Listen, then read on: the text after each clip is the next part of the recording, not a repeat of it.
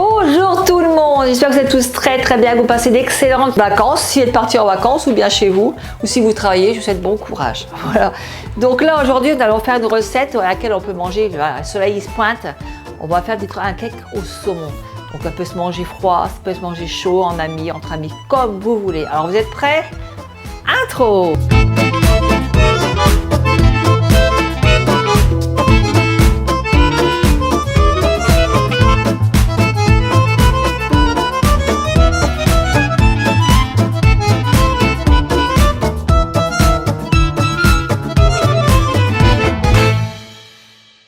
Retrouvez dès maintenant le nouveau livre de Francine, Mes recettes sans gluten, sur son site internet.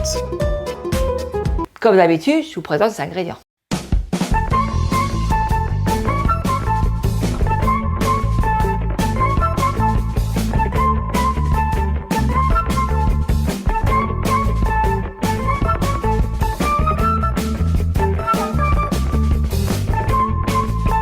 Donc c'est parti, on prend un petit plat et là on va commencer à peser la farine, 180 g de farine.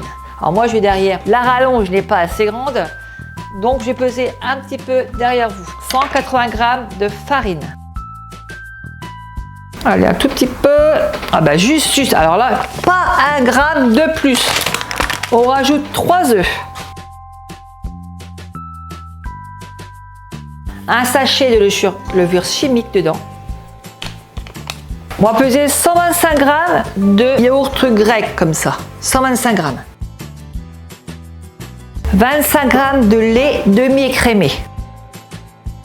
Du sel, du poivre plutôt déjà, peu importe, sel ou poivre, ça n'a pas d'importance.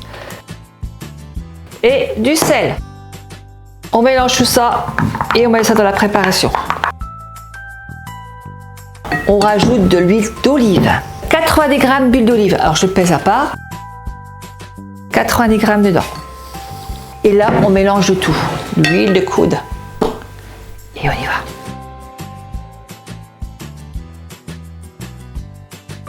Bon, on y va assez rapidement quand même. Ou alors au robot, si vous avez un robot, moi je le fais manuellement. La pâte est très belle, regardez. Là, on rajoute le saumon. Alors, 200 g de saumon coupé en petits morceaux. Il faut 200 g de saumon. Donc, on le coupe en petits morceaux. Et dans l'autre sens.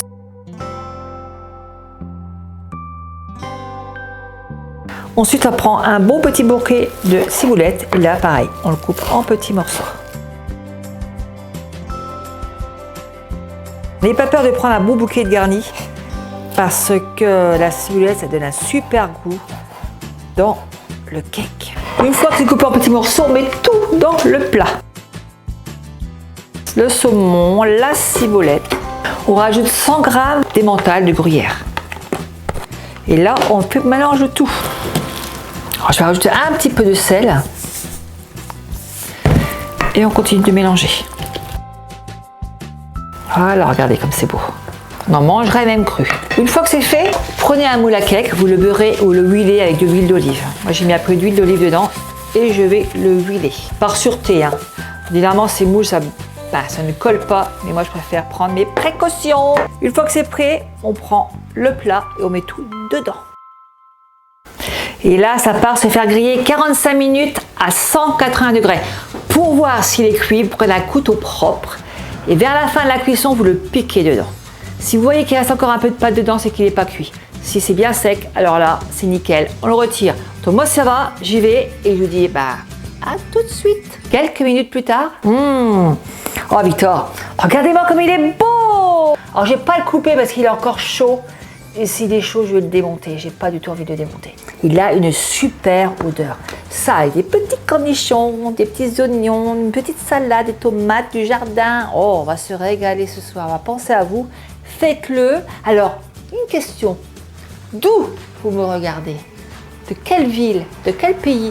J'aimerais bien savoir.